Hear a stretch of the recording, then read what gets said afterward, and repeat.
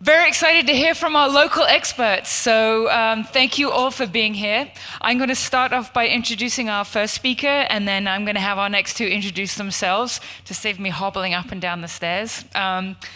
More than I've already done. Thanks for your patience with that.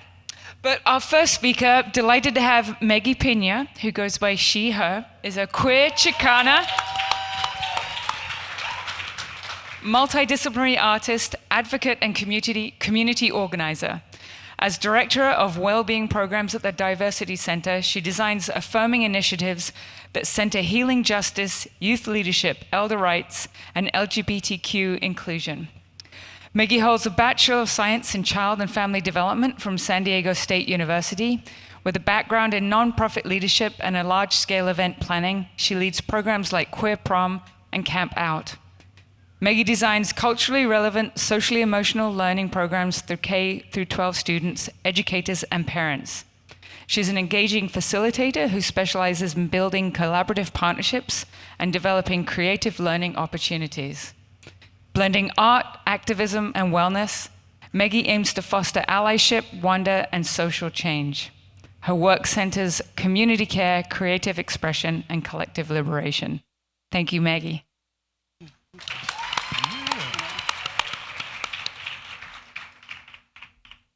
Thank you for that wonderful introduction. I'm hoping that while I'm speaking, I see my deck up here. I'm very inspired today to talk to you about reimagining LGBTQ plus youth mental health support. I'm so proud to work at the Diversity Center. For the last 30 years, our LGBTQ plus elders, board members, donors, staff have worked to ensure that we have an LGBTQ plus center in Santa Cruz. I also want to thank and dedicate this presentation to all of the queer people in the audience right now. I want to dedicate it to all of the queer youth in our schools, the advisors that I see in the room right now, the GSA advisors, QSA advisors, and to my own inner child. We are gathering at a time when LGBTQ plus people and undocumented community members are not only navigating personal challenges, but are confronting widespread systemic threats. Executive orders and legislation seek to restrict our rights, while misinformation spreads about California school policies and student protections. No person is illegal on stolen land, and trans people are beautiful. Many of you, whether in your therapy rooms or classrooms, are on the front lines. You're witnessing the fear, exhaustion, strength of these young people. I want to thank you for taking the time to be here today to focus on your own growth and healing. Our work is not about just responding to harm. It's about building something stronger than fear. It's about ensuring that young people experience wonder, creativity, agency, and leadership, no matter what laws are passed against them. We cannot wait for policy to change before we let young people thrive. Our active allyship saves lives and is required. Every day, we shape how LGBTQ plus youth see themselves in their future. Therapists often meet them in moments of struggle, navigating rejection, internalized shame, and systemic barriers. Healing isn't just about reducing distress. It's about expanding what young people believe is possible for themselves. My question, my anecdote today, is what if we stop centering LGBTQ plus wellness around harm and survival, and instead focused on their ability to dream, create, and lead? We can build schools and communities that honor expression, embodiment, and joy, not as policies and boxes to check and luxuries, but as essential to mental health. I am not going to talk about all of the negative health outcomes that we experience as queer people. My hope is that you take the time to read the 2024 Trevor Project mental health survey. This is the most comprehensive source of data you're going to find on the lived experiences of LGBTQ plus people across the country. The information there is going to inform and shape your teaching practices and your counseling sessions. It's no surprise that when LGBTQ plus youth are targeted and experience hate speech, discrimination, violence, that victimization leads to a higher risk for suicide.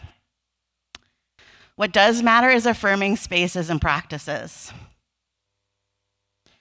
LGBTQ plus youth are not inherently at risk. They are put in harm's way when systems and people fail to support them. We need to stop pathologizing queerness. Our role is not to just help them survive, but to affirm their worth, encourage them to live authentically, and to support them in building healthy relationships. We do this at the Diversity Center through our innovative mental health program.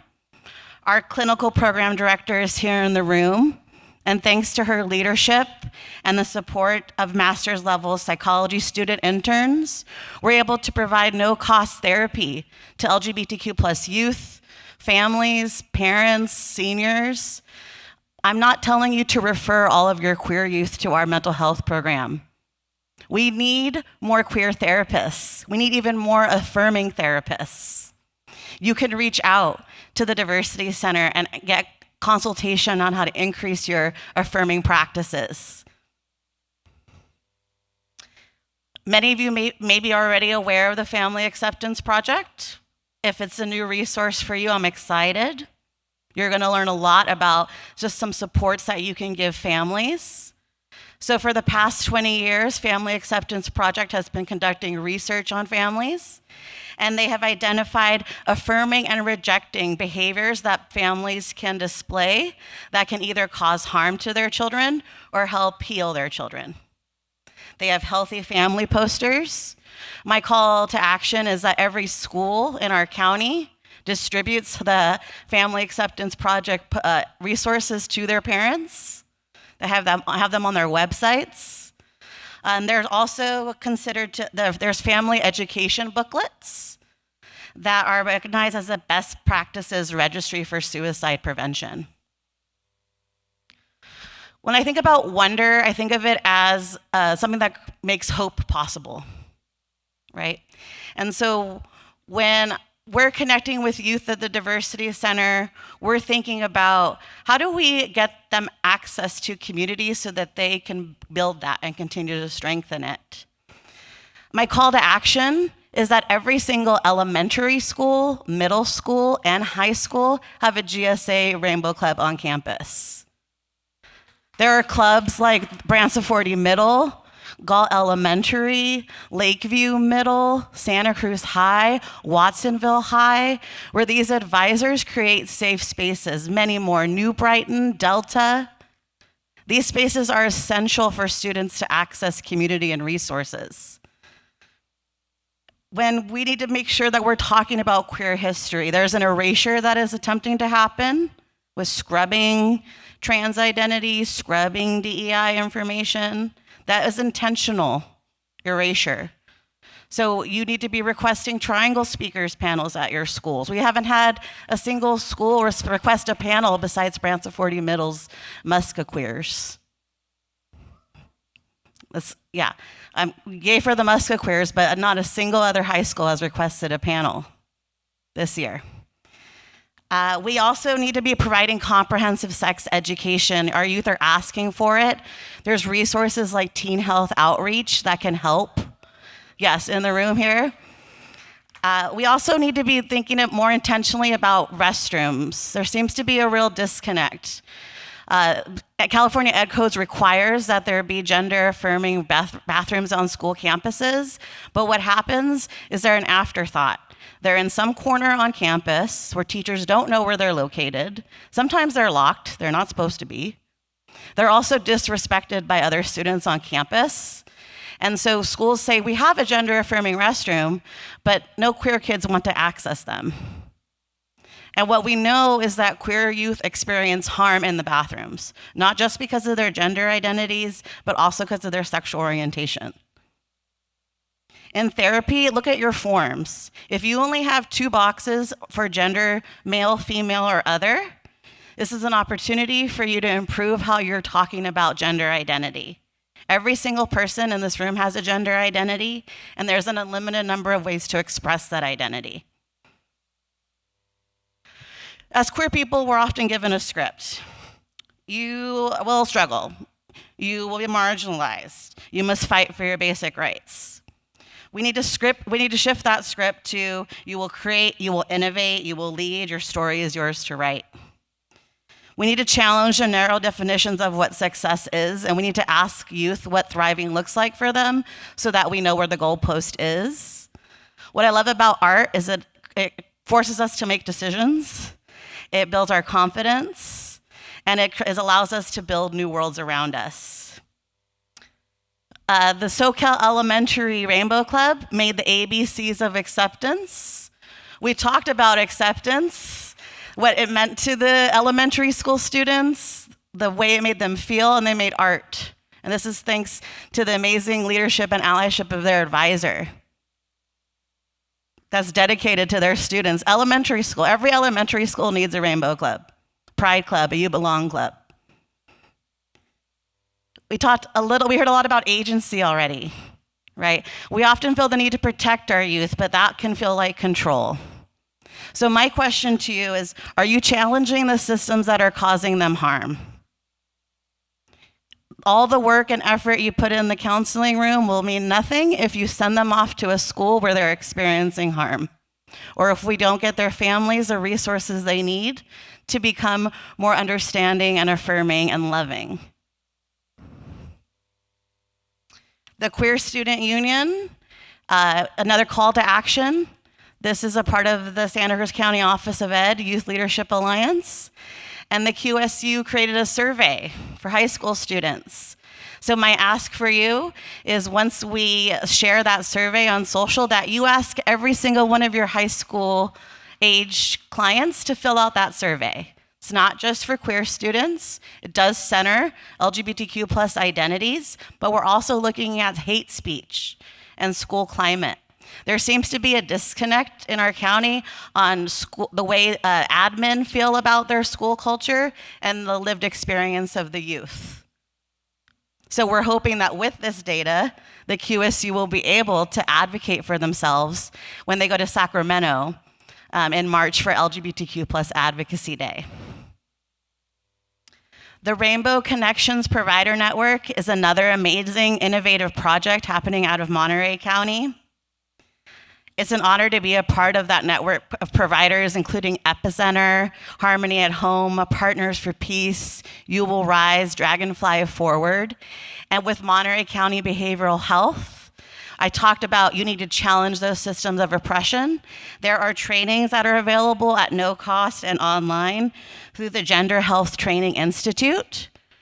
This is going to help you really strengthen your practices in your therapy rooms and in your classrooms. Trans Day of Awareness is coming up. It's an LGBTQ plus awareness day. So this year we're partnering with the Can2 Center and we're doing a Trans Day arrest.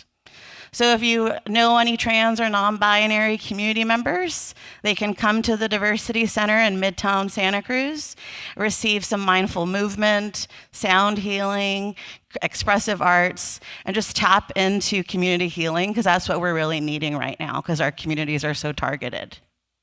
I also want to highlight the important work of Gender Ventures. Zach has been out tabling today at our table, and they facilitate a gender diverse support group in person that teaches gender affirming skills and safety in the community. Another resource here, student rights. Thanks to California Ed Code, we have a lot of student rights that are available. So please educate yourself on what those rights are. Print this handout, download it, give it to your students, to your parents, so that you understand what your clients' rights are and that the students understand what their rights are when they're experiencing discrimination. I also want to highlight, I'm going to go back for a second, trans families. They're tabling outside, Trans Families of Santa Cruz. They offer support groups, trainings, and play groups for gender diverse families. So as I wrap up my time with you today, I want to root us back in the data. And the Trevor Project asked LGBTQ plus youth, what are 10 actions that we can show youth that we support and accept them, right? And so those 18,000 youth, they said the number one thing we can do to show our support and acceptance is to trust that they know who they are, to stand up for them, to not support elected officials who are trying to pass legislation to harm them, to look things up when you don't understand what a term is. If you don't know what a demi boy is or a demi girl, Google it, right? Educate yourself. Don't put it on the youth to educate you on their identities. Respect pronouns. We saw how easy it's been all day today with people to share their pronouns. Share your pronouns, ask what theirs are.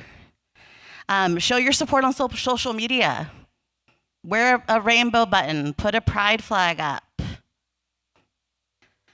So LGBTQ plus youth, they defy limitations and create love, art, and possibility in spaces never designed for them. We must remove barriers, uplift their voices, and cultivate spaces where they can fully step into their power. Learning and healing can be a dance of rigor and joy, of rest as resistance, ancestral healing, and unapologetic self-discovery. Thank you.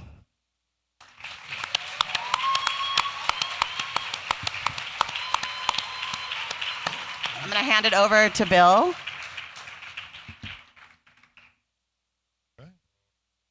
My name is Bill McCabe. I am the CEO and licensed marriage family therapist for Family Service Agency of the Central Coast. One of our central missions is preventing suicide. And we have a matrix or a web of services by which we do this. I'm going to be just talking to you about a couple of things here. Really, the way we do this is by partnering together, by taking all the different pieces that we're doing and finding a way to link those together. We have a set of probably about 10 different services towards this end.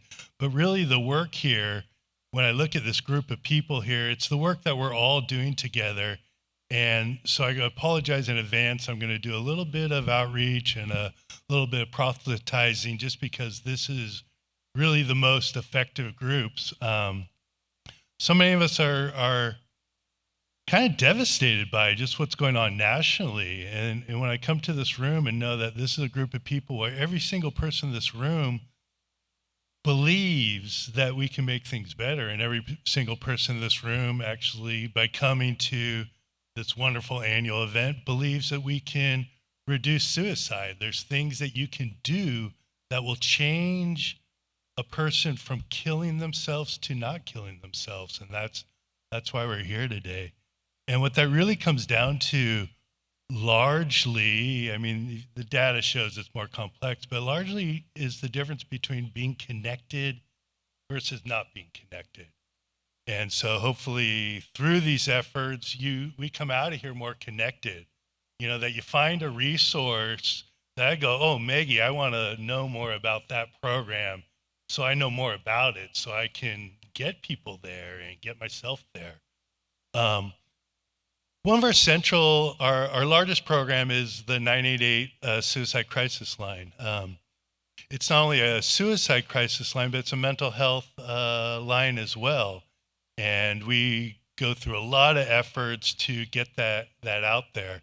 About 2.5 years ago, it nationalized to use this 988 number. And when it did, we saw this big peak of calls. And we thought that the curve was going to peak and then level out. But that's not what happened. It's continuing to go up. We're about 50% increase each month, year to year. Last year in Santa Cruz County, we had 3,788 calls. We're rating about 35% of those calls are assessed to be at risk for suicide. And it's just remarkable the amount of usage in our county we're getting out of this. And what also we're finding is it's remarkable how many people don't know. And so here's my first pitch. I just got a couple of them. A lot of you in this room are working with youth. I really want to invite you to think about in your first meeting with every youth you meet that you say, hey, I have good news. You can dial 988, you can text 988, and somebody will be there 24/7 to connect with you if you find yourself in a hard time, in the middle of the night at any point. And I think by just getting that message out, making sure that every youth you work with knows that, whether you're a therapist, a counselor, a school administrator, that that's something we can do today that will reduce suicide in our county. And so I just really want to put that out there.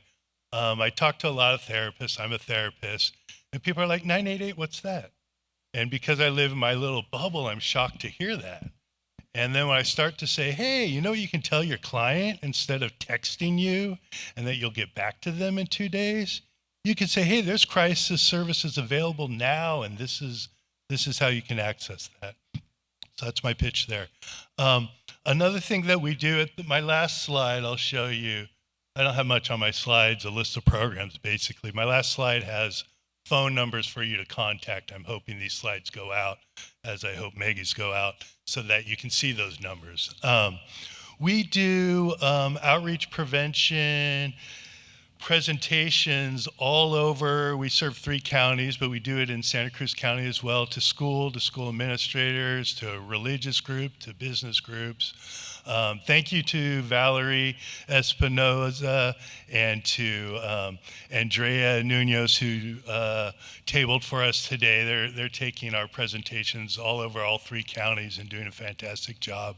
Contact us. We'll get out there. We'll talk to your groups at different levels. We do a whole series of evidence-based trainings, and I don't know if I was to boil them down simply, how much time do you have? We have something to fit into that amount of time. And what we're really working on is a larger how to destigmatize mental health challenges, how to make sure we all know how to take care of somebody who's suffering, make sure that we all know how to have the courage to ask somebody how they're doing, and when they're not doing well, how do we have the courage to get in there and really talk to them about that and follow through and making sure that they're connecting to others. So that's one of our missions on that. This is just the same slide differently. I just like making circles and just really talking about what we're trying to do is, you know what we found? Well, anyways, how much time do I have? You got time. I got time? Okay, I'm good. I'll slow down. I got a lot to say. One of the things we're trying to do in building this web, not only building this web with you, but within ourselves, is what we found is, and this is the nature of crisis, those of you who do crisis work, I'm in crisis, I call a hotline, there's somebody there, I kind of talk through, I calm down, we create a little safety, we create a commitment to safety, and then I'm good, and time goes by, and then I'm in crisis again, and then go back in. And so we're really trying to break, this is sort of, you know, we don't want to be enabling sort of this cycle of crisis. And we're really looking at the ways, how do we get those folks into services? How do we really empower our follow-up services? How do we get them into counseling? How do we connect them to other local services? So that's a big mission that we're working in. One thing that I'll leave a little space for James to talk about this, but we're super excited. Santa Cruz County has finally gone live with Mobile Crisis 24/7. And while there's been the MERT team, Mobile Emergency Response Team, that's been running for over 30 years from our county behavioral health department, not only is it now expanded, we're partnering together, kind of cutting up the hours that we do it, but it's also changing what we do. And that's what I think is more important. The main push is to sort of have this layer between hotline and counseling and short-term stabilization, hospitalization, so you really can get support out there where you need it. But bigger than that, we're really offering a broader sense of crisis intervention. And I just want to say, I want to pitch where I think this is super powerful for youth and their families. And I've been working with youth and their families in this county for over 30 years. And one of the things that always came up was these kind of family fights in the evenings. And if you worked with what they used to call youth beyond parental control, or worked in Michael's department with County Office of Education, that there was just a lot of crisis in the homes and there's no resources. And we were sending the police out there, and the police would kind of shrug their shoulders and hope nothing bad happens. And so I just want to name that those of you working in this maybe subset of struggles that our youth are dealing with, that now we have this resource where we can get some people out to the homes 24/7 to try to do something different there. My cell phone's going to be on the list of resources, but we're looking for partners, provider partners who are just like, hey, we have some people that we think this mobile crisis could really be an added piece. I mean, this is a big experiment, really, and we really want to engage the whole community in thinking about how we can make this resource really work. We got a nice grant, so we're funded for a couple of years, so that's good, and it's sort of a proof of concept, like, can this be a useful resource? But we need you talking with us, talking with James about how to do that. So I just am really excited about that. I want to make that pitch. A little bit about a so-called postvention. I really don't like the term postvention, but we're supposed to be using it. We have a couple of programs. We have support groups, peer-led support groups for suicide loss survivors. We really want to get the information about those services out there. You'll see the number on the contacts. And we got a small grant from Dignity Health. Shout out to them to do what's called LOSS. We have two programs called LOSS, so that's real confusing. But this is more of a statewide program, local outreach to suicide loss providers. We're partnering with the county's suicide prevention team to really look at this response group. How can we respond to suicide events to make sure people are supported? The reason I don't like the idea of postvention, because that's not what we're doing. We're showing up and we're doing intervention, we're doing prevention, we're doing treatment for all those people who've gone through tragic loss. And if you get into statistics, that's your high-risk group there, somebody who lost somebody to suicide. And so it's not postvention, it's treatment and it's human connection. And anyway, another effort that I'm super stoked about, and I'm really looking for partnership on, and I think it's remarkable on the entire national level how little this is happening. We have a little startup program. My joke is it's been in soft launch for over a year now. And what we're doing is intensive outpatient suicide treatment. What does that mean? Basically, we're doing a program that's about 3 times a week. It's outpatient, and so it's 3 counseling sessions a week. And we're using an evidence-based model called CAMS, which stands for Collaborative Assessment and Management of Suicidality. And it's really a great program. One of the things that some people have been beating the drums on a long time, and I'm a therapist, so I'm on your therapist side. I don't mean to badger therapists, but therapists don't want to work with people who are suicidal. Well, why not? Because it's scary, right? And so what we're trying to do, this is sort of a segue, I'll stick with the CAMS. What we have is a program where we're using this model, we're having therapists do it, and there's 2 different versions, and we have everybody trained in the youth model. I won't get into the details, but it's kind of interesting. And the adult model, they're largely the same with just a sort of family support component added. But we really need partners with this. This is funded by, here's pure advertisement. This is funded by the Daisy Store, which is an upscale thrift store in Capitola. Shout out to them. If you don't know them, and they're in the King's Village, I think that's what it's called, shopping center where now New Leaf is, and there's a theater in there in Palace Arts. But check them out. They're funding intensive outpatient treatment for suicidality in Santa Cruz County. So shout out to them. We hope to make this, this is actually Medi-Cal reimbursement, and we're also billing Medicare for this. So we know that there's funding there. And you know what our problem is? I want to shout out to our two therapists doing this, Julie Corey and Amy Lamb. We went to them and we said, hey, would you be willing to do this program where we get all these, where we invite callers to 988 who are intensely suicidal or have just tried to kill themselves to meet with you 3 times a week, and you do this program. And what's beautiful about the CAMS is all the CAMS does, it's really therapist friendly. Therapists hate evidence-based programs. I do too, because they tell you what to do. And no, I'm a therapist, I know what to do.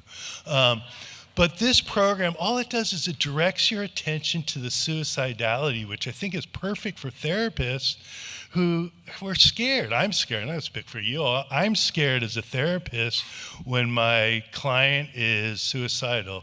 Back to Amy and Julie. Hey, do you want to do this? Yes. And so we have 2 therapists who have to make themselves flexible, because this is we get a referral there into service. This isn't a wait list thing. It's really hard to kind of implement. I need people in the community, agencies, Encompass, PVPSA, in terms of youth, I need people to say, hey, we're going to do this. Bill, come out and talk to us about it. Or we have a therapist and we want to find some funky way to collaborate with you so we can get more people doing this. And we really want to, get this going so that this is really stepped down from hospitalization. It's really duly missed. If you worked with individuals who go from hospitalization to their individual therapist, it's a scary step down when that's happening. Total segue, and then I'll finish. I do training. I do Suicide Treatment 101. It's kind of, I guess you kind of like your first day of grad school, like level course, but I do it for a lot of therapists. I'll do it for counselors who aren't master's level track. And it really helps. It's just the basic stuff, so it's nothing interesting. I don't know that much. But I'm willing to talk about it. And I find that, and we've done this with therapists who've been practicing for 20 years, and they're like, oh, that's awesome. I feel more confident because we've talked through my fears. I understand that the gist of it is just keep going back to the suicidality. Therapists, here's the training in 10 seconds. Do not do your safety plan. The next session, hey, how you doing? Oh, I'm doing fine. Oh, great, let's talk about something else, right? It's on the therapist to go back and back and back. And that safety plan, and the CAMS really goes into this, is the tool. So keep revising it. Have your safety plans ready. Know that the work as a therapist is that you're going back to that plan. It's not a one-time plan. You redo it, you redo it, you redo it. That organizes you returning to, this is a big deal, this is important. And your client knows already, because you went over it the first session, that they can call 988 at any time. So thanks so much. It's been such a privilege to be here. And thanks for listening, because together we can do this. And so this is a great opportunity for us. So thanks for having us. Thanks, Bill. Thanks, Maggie. So usually they save the best for last. Sorry, you got me. If you want to blame anybody, it's Michael Painter, Julie Norton, I think, were the ones that suggested me, put their names out there.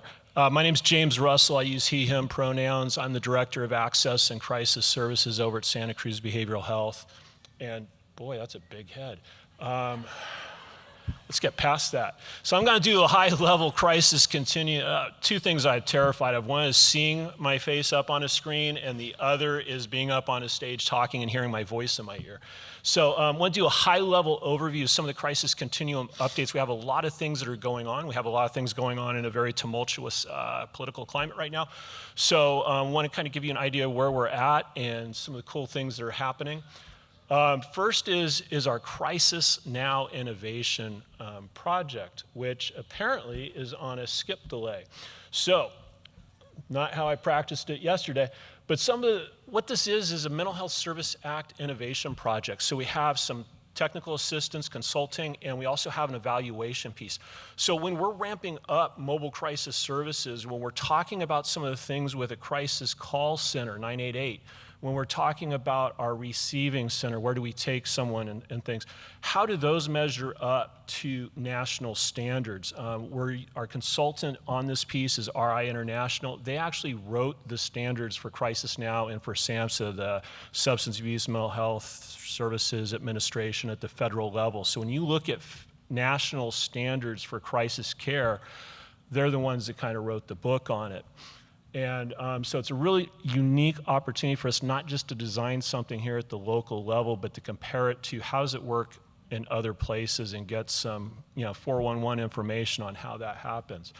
So basically, in a nutshell, it has four things to it. It's someone to call, it's someone to respond, and it's someplace to go. And it's essential principles, evidence-based practices. What do we utilize when we go do these crisis interventions at whichever level we're at? What this project does again is look at, some folks are going to ask me once I get to the slide about how to contact our mobile crisis services, you're immediately going to go, why can't we just call 988? And I'll give you a real good answer when I get there, and it'll kind of be snarky, but the state told me I couldn't do that. And again, we want to look at getting people into recovery. Trauma-informed care. And I forgot to scrub this, and I'm not going to scrub it. We want to adhere to diversity, equity, inclusion, justice, and accessibility in our services. But you might want to redact that out since we are trying to get some more grants. Okay, again, just a little graphic. Again, it's that when someone's in crisis, who do they call? And if they know who to call. Now, as we're working on this project, as we're ramping up these services here locally, what we're trying to do is if you call, typically someone's going to call 911. I need someone to come check on this person in crisis, send the police is what we're used to. So as we are evolving from that and getting a dedicated behavioral health responder, interventionist to respond, one of the things that we're doing right now, if you call 911, we're putting it on the roll call for the police. Hey, you know what? If this is an appropriate call for us, if it's safe for us to go to, why don't you give us a call? And they're starting to do that. And let me tell you what police do. When they find out that there is somebody that can respond that takes that paperwork, police do not like paperwork. When they find out that there is a tool out there for them to utilize that'll get that job done, good. And they want to make sure, they're watching us. They want to make sure that we can do it and do it well. But when they find out that it works, they're calling us. And that's what's slowly evolving there. If you call 988, Bill's team at Family Service Agency is our local 988 provider. Guess what? They know about the mobile crisis teams. They know about their partners within their own agency and over at the county. So they can make a decision now. Before, it was automatically, if we need this wellness check done because this person is suicidal, we automatically have to call 911, send police. Now they can kind of go, wait a minute. I can actually send a mobile crisis team. So we're evolving. So again, we got someone to respond now. We're looking at this facility-based crisis centers. And again, that's not just where you go if you're at the highest level of crisis. Where do you go if you're at a lower level of crisis, but you can't maintain at your home or on the street or wherever it is that you're at safely? And then again, I just want to highlight this. If you're seeking mobile crisis services, this is the number to call. This is our age-old access number at County Behavioral Health. We went with this because instead of adding, we had 911, we had 988, and then we have our access number. Let's add, the state said when we implemented mobile crisis, you have to have an 800 number. So we had a decision to make. Do we throw in another 800 number for people to have a fourth number, or do we just stick with this one? So we just stuck with this one. And that's what we're going to do. So it works. You follow the little phone tree. It's a little bit of work, but it'll get there. Eventually, according to Assembly Bill 988 that was passed back in October of 2022, we'll get to our 988 is the number that you go to, and they'll be our dispatch center as well. It's just going to take us a little while to get there. We went 24/7 effective the 7th of December in partnership with Family Service Agency. Thank you. Clap when I said it. Well, you didn't have the visual. So I just want to, while we have 24/7, I just want to tell you, this is how we pay for it. We bill Medi-Cal, we bill insurances. This mandated that we had to have 24/7 for Medi-Cal recipients. And it put the mandates on us. They give us a higher rate of Medi-Cal reimbursement for a period of 36 months, so up until the end of, we're on 23rd, up until the end of 2026. That enhanced benefit will disappear. That grant up there helped us start our MERDI teams, focusing on youth crisis interventions. That grant disappears. One of them disappears this summer, and then the other one disappears December, and then the other one disappears next fiscal year, 26. This innovation project, we have another year and a half on it, so that's excellent. It gives us a little bit of funding to do this evaluation project. It also gives us, we knew we were going to have overtime, we knew we were going to have on-call needs. It gave us the funding for that so that we weren't having to worry about that. The CCMU grant that we've had for a while, we've been able to buy vehicles, infrastructure needs, tech stuff, everything that we've needed for mobile crisis. And then our crises grant that we wrote in collaboration with Family Service Agency gave us the swing shift. So we have county teams operating on the day shift, and then we have Family Service Agency teams operating on our, what I'll call swing shift. They have two teams, one's operating in South County, one in North County, and then they have one team operating on the night shift. Again, if you look at this here, the state says you have to have 24/7 mandated mobile crisis. You can get reimbursed. It doesn't pay for everything up front. We were really fortunate in Santa Cruz County. I'm just going to say it took us a little while to get here, but all those things helped us put together this mobile crisis thing we have going. We have basically 1.5 to 2 years to figure out, okay, how do we make the partnerships and the financial sustainability, and that's part of the Crisis Now project, to make it sustainable. Ultimately, what would I like? I'd like a mobile crisis team, you know, in every location that there's an ambulance station. That's about 6 rigs in the county, 6 response capabilities. Right now, that's not going to be feasible financially, right? But we're looking at what we do need in actuality and what we can afford. And so we're going to continue pressing that. Again, this is just to highlight our county response during the daytime. We're going to start moving away from these acronyms because we don't want you calling up that 800 number and going, hey, I'd like MERT to come respond for blah, blah, blah, blah, blah. When you say MERT, acronyms get us in trouble, right? If it's not county staff answering the phone, there might, you know, a lot of folks know what MERT is, but you might get a new operator or something who doesn't know what MERT is. And you call up, you want a mobile crisis response. Hey, I have someone that's in crisis. We prefer that you not use terms like welfare check, because what does that mean? Traditionally, it's meant that the police come out and knock on your door. We'd like to say, hey, we have a person here that we think is having a mental health or behavioral health crisis, and we're asking for a mobile crisis team to come out. Now, we're going to do a dispatch screening tool with you to make sure that things are safe and that we get the right response to you. We might also be able to resolve the situation on the phone, because again, what sometimes resolves crises? Just talking it out. So as the air comes out a little bit and we process it with somebody over the phone, it's like, oh, okay, yeah, I'm going to do X, Y, and Z overnight. I'm safe. You know what? I'm good. Thank you. But otherwise, we'll send out the team. We still have our mental health liaisons operating embedded with the city, Santa Cruz PD, Watsonville PD, and Santa Cruz SO. And here is our new collaboration with FSA that I put together a slideshow at like midnight. And thus you get that we're still 5 p.m. to midnight only, but they're covering from 5 p.m. till 8 a.m. in the morning, and they are fully staffed. And that's the most exciting thing to date. I want to talk a little bit about the crisis stabilization residential program. I'm actually going to skip 2 slides and just highlight this partnership with Watsonville Community Hospital.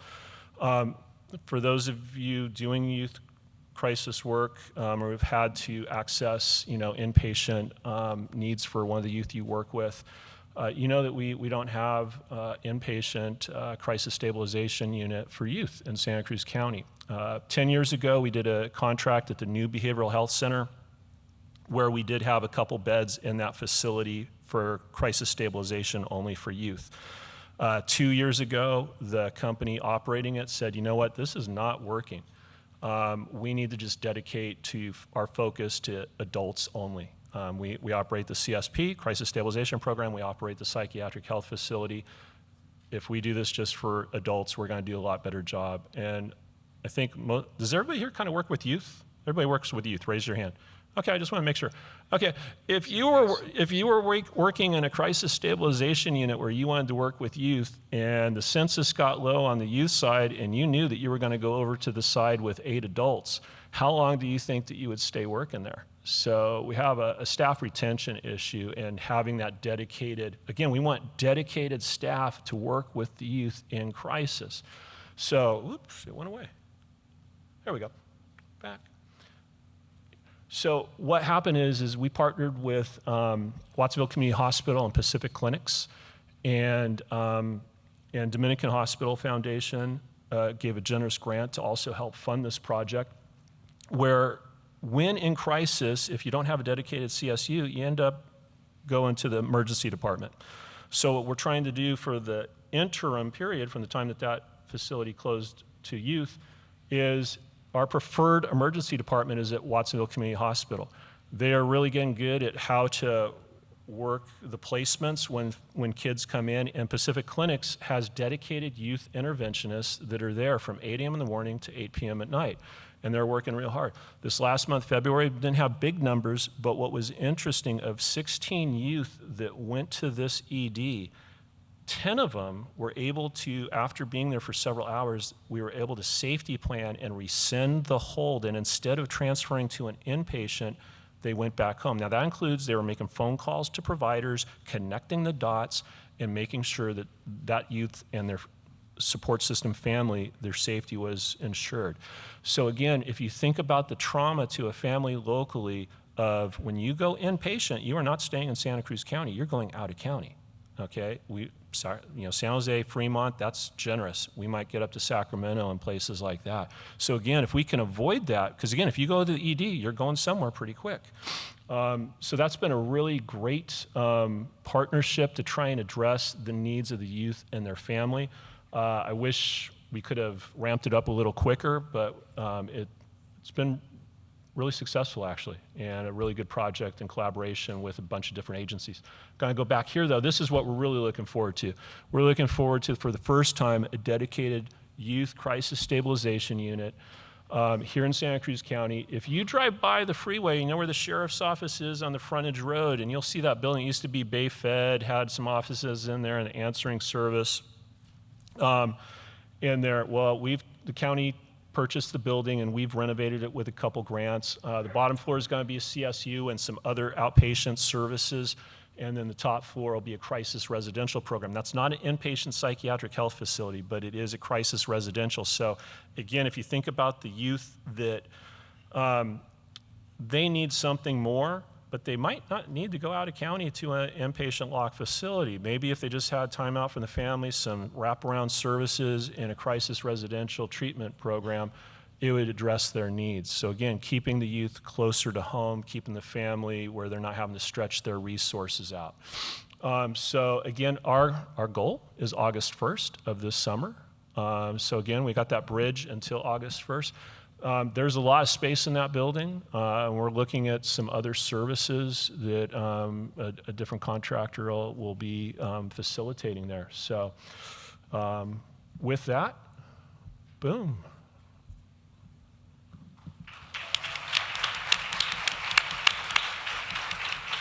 Maybe we could do the night shift over there for the mobile crisis.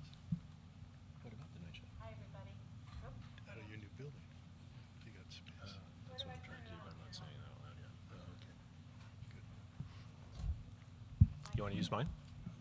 Use Oh, mine. here. Okay. Okay, good. All right, now I get to lay out the cards again. That was pre-handed one, FYI. You got one? All right. Okay, it's to Bill. That'll help me start out. I have another question. So a lot of people have this question because there's another Okay. card in here with I mean, that. if you So need a Bill, minute to do your when thing. you're dialing 988, do suicide prevention workers all get training in gender affirming care, or do they continue to get routed to the Trevor Project? If they do get routed, why? If they do get routed, why? Check.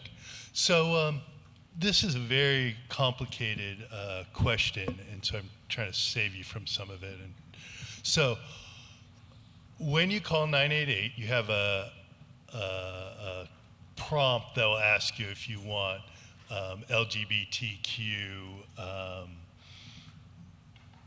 skilled people answering the line. If you press that, then traditionally it sent you to the Trevor Project, and then the Trevor Project has been overwhelmed and not able to handle the national load on that, and now it's spread out between the Trevor Project and some other national providers. So the answer to the question is yes, all of the people answering the lines for that option are trained in gender affirming care, but it's not a good thing as we now have more robust local services. I don't want to waste too much time on this, but basically California and the feds are in a fight in 988, and the feds are holding 988 lines, and California is trying to take them so they can control the way that it's dispatched. And so at this point,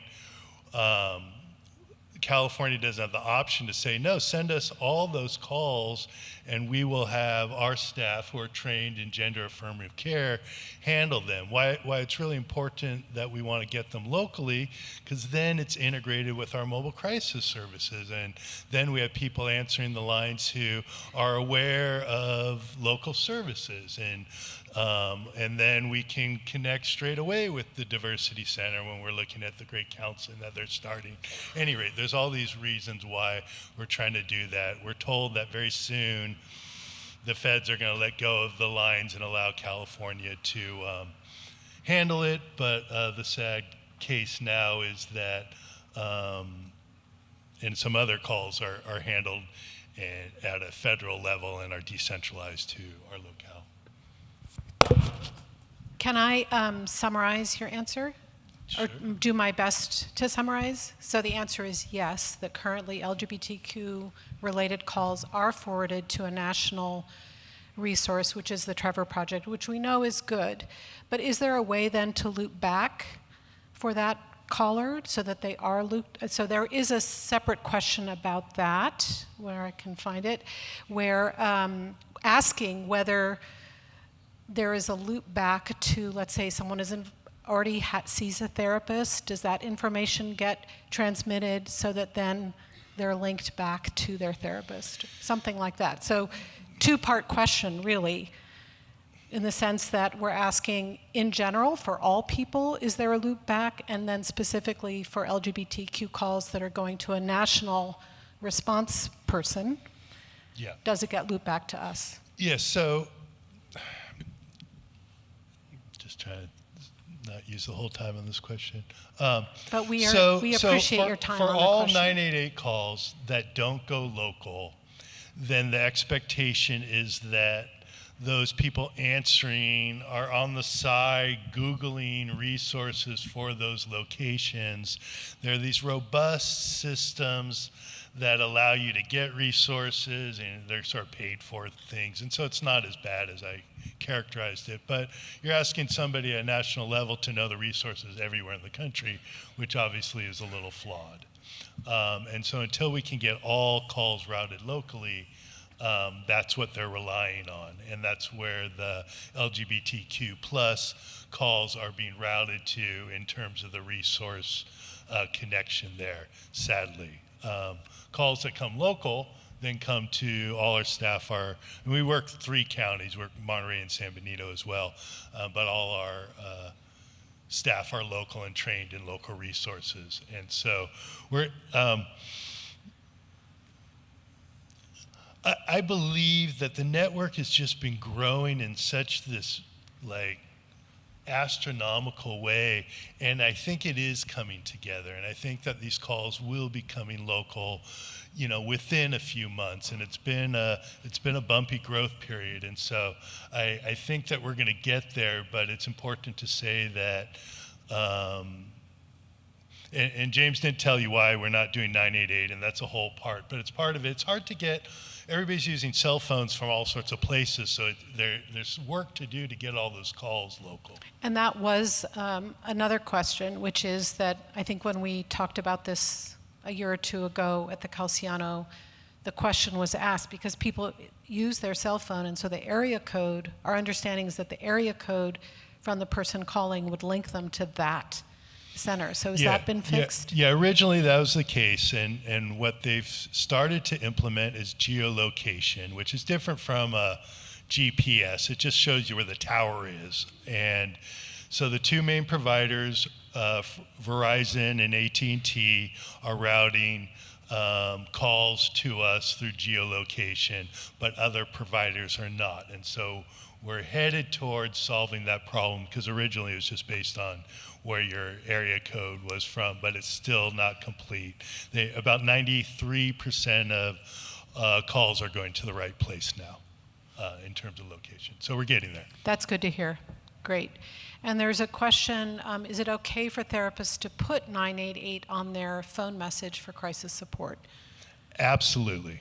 Okay, thank you. And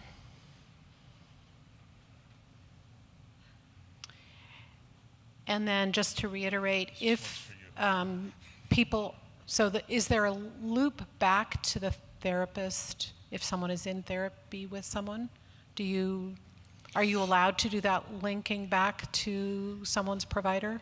If we know the provider, and so this is sort of a question of... So a work in progress, maybe. Well, I mean, each case is going to be a little different to the extent that somebody's calling and they have a therapist. We don't necessarily know that therapist or have that information. If the therapist is part of the support team actually making the call, then that creates a different situation where they would be included in our follow-up work. Okay. But largely it's hard, the therapist is at a distance to some degree. Okay, I may not have asked the question well, so if the person who wrote that question wants to clarify it. That was actually my question. Is it possible, if someone is in therapy and identifies that on the call when they call 988, they say, hey, I'm in therapy, but I'm in crisis, I can't get through to my therapist, do you then get permission to contact that therapist and say, we spoke to your client, there's a crisis? Or would you like us to call your therapist and let them know that you called? Yeah, currently as a procedure, we're not doing that so much except for the people, we're doing that internally with our treatment teams that have been referred from 988. But we don't have that built in so much, but I think it's an important piece. It would be, so it's a good suggestion. Thanks, Ted. Thanks. And just a reminder that if you have a question and you're sitting at a table, raise your hand high, and one of the folks who are on the Calciano board will come pick up your question. Thanks. So there are more 988 questions, but I want to ask Maggie this question so we hear your voice a little bit, and thanks for your presentation. How do you recommend talking to students about restrooms and gender identity in a school-wide discussion? I think it may be helpful to do like a survey with students anonymously. Sometimes students don't want to out themselves That is why they need access to a gender-affirming restroom, right? And so you're asking a youth to out themselves that's maybe not comfortable. So maybe just doing like a general survey of your youth, like what's the bathroom culture like at our school? What would make the bathroom a safer, more comfortable environment for you? What are some of the challenges you see in the way that our bathrooms are on campus? Doesn't have to center LGBTQ without, and you could still get that information, because it could be like, actually, the girls' bathroom is scary, right? I'm getting teased in there. I'm getting bullied in there. So I think maybe just starting with a survey would be a helpful way. And then with students and educating them, I think it's important to remind them about what Ed Code says. Like, well, why are you making a gender-neutral bathroom on campus? Well, we're following California Ed Code. Here's the Ed Code. So we are doing our best to follow the Ed Code so all students can feel comfortable using the bathroom on campus. Like, we have to remember that we're the adults in the room, right? Even though it can be very confronting when we're challenged or we're addressing transphobia or homophobia. And educating youth on why we're doing these things can help them feel more included. I hope that answers that question for that person, or you can reach out to me, we can talk more. Thank you. A follow-up in a way from another person. I've heard of many students fearful or hesitant of attending or joining the GSA or the Rainbow Clubs because of fear that this will make them a target for bullying. What can schools do to shift this culture or increase the safety of students in these groups? I think schools need to start to be honest with themselves. It's not, why aren't youth joining? It's, why is this school so unsafe that a young person is afraid to go have lunch in a classroom? Right, it's not, we are, don't put the problem on the young person. We need to get honest about what our school culture is. We've seen an uptick in hate speech, racist hate speech, right? Transphobic hate speech. We need to get more honest and be talking about youth, more about the culture that we're creating. I love that the districts have the values they've identified, but I've yet to see a deep student buy-in with some of these values. Because nobody's value is discrimination. Nobody's value is hatred. Right? So these are just like deeper conversations we need to be having about what is the school culture and climate. And yeah, if there's only 2 kids in that QSA, I might not want to go there. There's only 2 other people there, right? And just getting them access to other resources. There are other safe spaces, like Raíces y Cariño in Watsonville has a GSA that meets in person. Online spaces. So just kind of being creative. Thank you. And then sticking with LGBTQ question, are you collecting the data, and I guess this goes to the 2 of you, are you collecting the data of how many LGBTQ individuals had a county or a 988 crisis response? What is this data indicating as the risk of our Santa Cruz County LGBTQ residents? We are collecting the data on the mobile crisis response, but not where it can be taken by anyone else. But not by what? Saying something to the current political climate. We are collecting the data so that we can monitor that. One of the things on our crises grant that we wanted to, 3 specific groups here in Santa Cruz County that we wanted to see if we can get more calls in over the next 2 years or more utilization of mobile crisis was our LGBTQ plus community, Latinx, primarily in South County, and then our homeless community actually coming from those individuals that are experiencing homelessness. So again, we're trying to see if we can get more self-referral calls from those communities as part of the project. Okay, thank you. Is 988 able to be accessed on a different device other than a phone, for example, a Chromebook? If not, what resources should we give clients who don't have cell phones? And this is from an elementary school counselor. Yeah, you can access 988 through chat on, unfortunately, we're kind of pushing to get a 988.com thing, which isn't out there, but it's the National Suicide Hotline. On their website is chat access to 988 services. Thanks. So these are. I just want to appreciate the questions that are being asked, and then appreciate that you are all in sort of the hot spot. As a clinician, I'm hesitant to refer my participants to 988 because if they are at risk, it may result in them contacting local police. Many of my participants have been traumatized and do not trust the police. Please comment on this.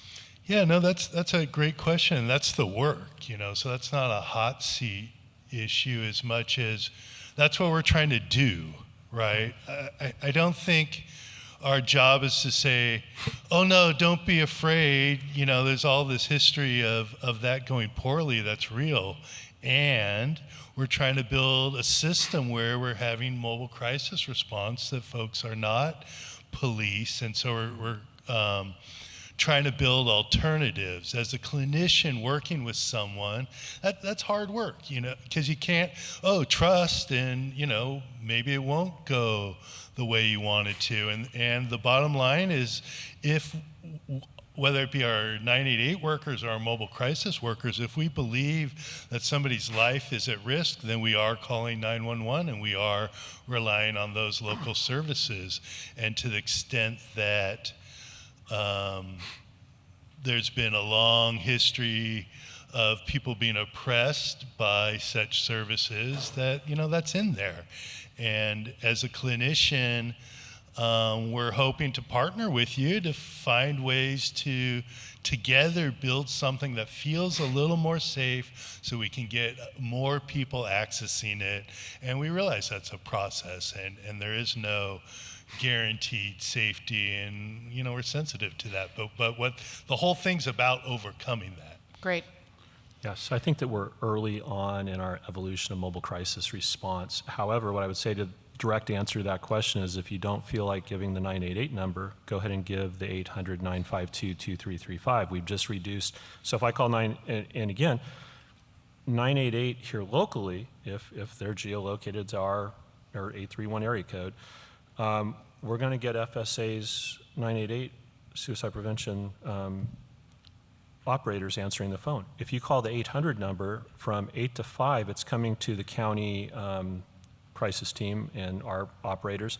And then from 5 o'clock to 8 a.m. in the morning, it's going back. The first people that are going to pick up the phone, guess what? It's going to be a trained 988 operator, again, here locally. It's the same staff that are answering it.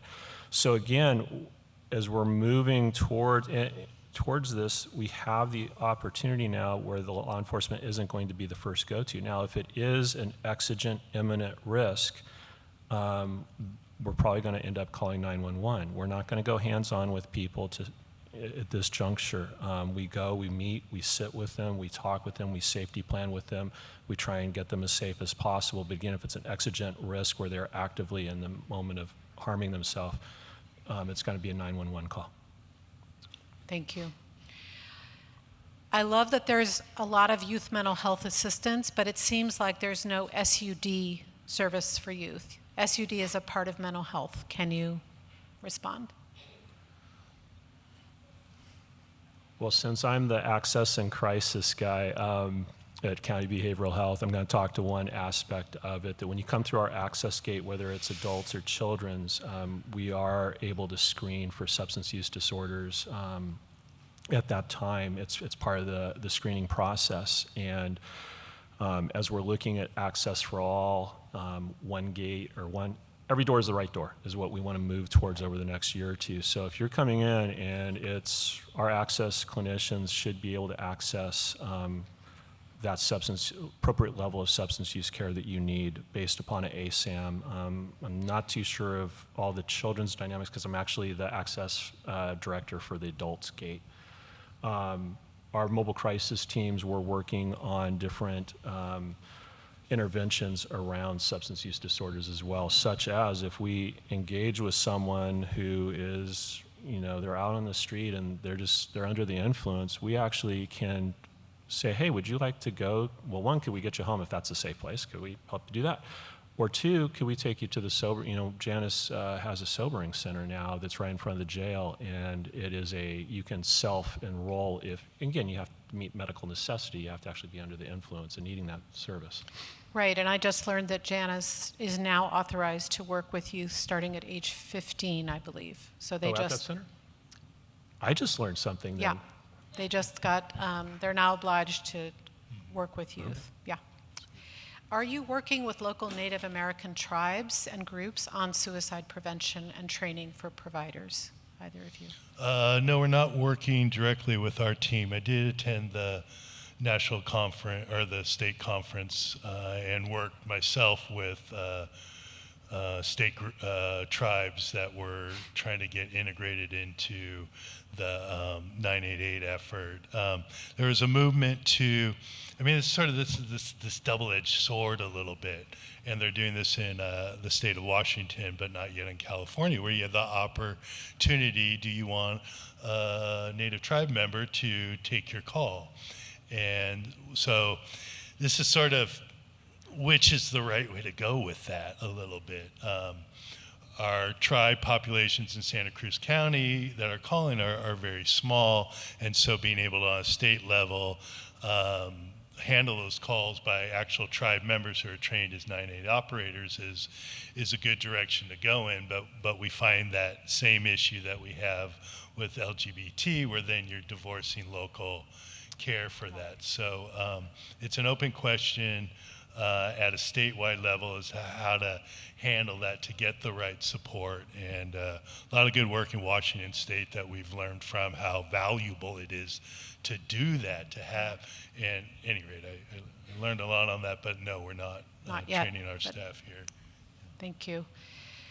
So I think this question is wanting some clarification. After the opening of the residential facility, the person is asking if after a certain time the services are not addressing the needs for youth and transferring out of county as needed. The question is, will youth then have to go out of county? So if there is a higher level of care needed that their safety cannot be addressed at that facility, then yes. Okay. And we'd be working with the support system and family on that. Right, I know that's a big challenge for families. So this is a question from a teacher, and we'll see what you think, but I just want to acknowledge the teachers in the room and appreciate that you're here. So, yeah, thank you. We as teachers have to manage a lot of difficult and disrespectful conversations from stressed out parents. Sadly, teachers are easy targets to blame. How do we deal with these difficult conversations when parents often have more power and respect than teachers in our culture? Do you have ideas to support our often unappreciated teachers who are often daily overwhelmed and exhausted?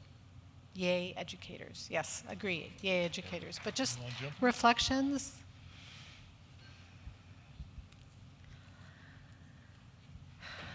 Parents are scary sometimes, right?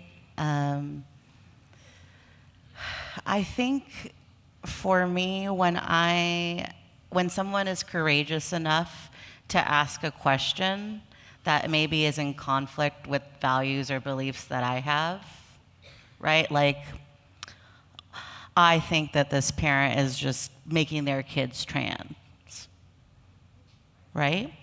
So I asked them, I'm like, well, what's your gender identity? I'm a man. Well, when did you know you were a man? I've always known I was a man. I said, okay. It's like, I think getting curious, finding ways to continue the conversation, and having supports like afterwards for how activated you might feel after those conversations with parents is like one strategy I personally use when I'm activated after a training or re-traumatized after a training. I think reaching out for supports, like if you're feeling like I don't have an admin that's maybe as supportive as you'd like, I want resources, like send me an email. Reach out to the COE. Like reach out to the people that are gonna be in alignment with you, because we don't know if you're suffering in silence, right? So that would be my suggestion. It's not a solution, but just reach out and just thank you for advocating for yourself. And hopefully we can talk about just like also like parent culture support, right? The Surgeon General said parents are in a mental health crisis, right? So like we're just like mirroring all the struggles and oppressions. It's all getting reflected back to each other. So how do we just come at it like this parent is struggling, this parent is suffering, this parent is tired, like me, would be my Beautiful, suggestion. beautiful empathy and curiosity, and thank you. That was a beautiful response. So this is our last one, and in a way, I think this is almost a question for the earlier presenters, but we've heard today that mental health stigma impacts reaching out for help. Can you speak to how your teams respond to a crisis sort of in a trauma-informed or a stigma-informed way, and have your folks been trained to be thinking about the stigma that's in our culture and in our present moment? Do you want to take that first, or you want me to? Or are you going to let me go first? Okay. So yes, that is something that we're taking into account. In terms of, we think that it's reducing the stigma, number one, when someone in plain clothes shows up to a crisis versus someone with lights and sirens and uniforms and things like that. If you think about it, if I'm showing up at your neighbor's house and I'm law enforcement, you're like, oh, what's going on over there? If I come, and typically we're utilizing a different, we're trying to steer clear of the big, huge ambulance van. We're using some Siennas, we're using some Ford Fusion. I think they're Fusions. They're Fusions, okay. RAV4s, some different vehicles. Yeah, they have government plates on them, but kind of like, oh, who's that person? And typically look like me getting out of it or whatever we dress like that day. We have some identifiers because we do need to make sure that you feel safe. Like, who are you and why are you knocking on my door? But yeah, we're trying to I think that that's the first step towards reducing that stigma is what you're encountering, it's not a crime. What's happening right now that you can't cope with is not a crime. And when we call law enforcement, it's not law enforcement's fault. As a society, it's our fault. That was our go-to for so long. Now we're finally fixing it, right? And so I hope that we continue to focus on that and what is, and even more so, right? We have so many more things that we need to do to really take care of each other, including the teachers. And so yeah, I think it starts there. We do have training around stigma and also just appropriate language and destigmatizing language when we're talking with someone, and engaging with them, and trying to let them kind of take the lead. This is their life. This is their crisis. We're just there to try and help problem solve with them and help. Hopefully, so this person was walking along and they were probably agitated or whatever, anxious, et cetera, but somehow they got this far. But today, some straw got on their back that just pushed them into the ground. How do we get that straw off their back and help them stand back up again and say, you know what? This is okay. It's happened to me. And part of that, actually, in the Crisis Now project is utilizing peer supports. People have been there as part of the team, and we're working on that as well. Great. Peers are so important. So one more question came in. Just wanting a little more clarification on the new youth crisis facility that you spoke about that is opening soon, June 2025, I think you said? August. Hopefully, yes. Okay. That's August. our goal. Okay. You said it would not be a psychiatric hospital, more of a question mark timeout, but is it a high-level group home? What is it? Say a little more. Oh boy. So again, youth stuff is not really all my, I'm more focused on crisis. So the crisis stabilization unit is, if you are on for youth, it would be a Welfare and Institution Code 5585. You have become a danger to yourself, a danger to others, or gravely disabled as a result of your mental health. And you can be taken care of there. Usually it's officers that are taking folks there. Sometimes it can be a mobile crisis unit that is taking someone to that facility. Also, and what we really want to get to is, hey, parents, don't take your youth to the emergency department where there's people yelling and blood and beep, beep, beep. Take them over to the crisis stabilization unit, get them assessed there, and we can actually start addressing the mental health crisis right then, versus going through all the hospital stuff at the ED. So again, that's what that is. A crisis stabilization unit is the starting point, and hopefully we can figure out what the problem is, assess it, get the right care engagement in the community, and work with the family to get someone released. You can only stay there for 23 hours, 59 minutes, technically. The next step upstairs, we would have this crisis residential program, which is a therapeutic 24/7, it's licensed as a STRTP. Do not ask me what that acronym stands for. Is it locked? It will have a delayed egress, but it is not locked. So delayed egress means they hit the door, and it has about 10 to 15 second thing with a little thing going off for the staff to go, uh-oh, somebody's trying to walk out. We need to go check on them really fast. But again, it's not locked. A psychiatric health facility is for, the mental health symptoms are really overwhelming. They need much more intensive treatment in a locked setting, unfortunately. And again, that's the last place that we want to go to with the youth whenever possible. Thank you so much. And I want to thank our panelists, each of you, James, Phil, and Maggie, thank you. And a thank you to all of you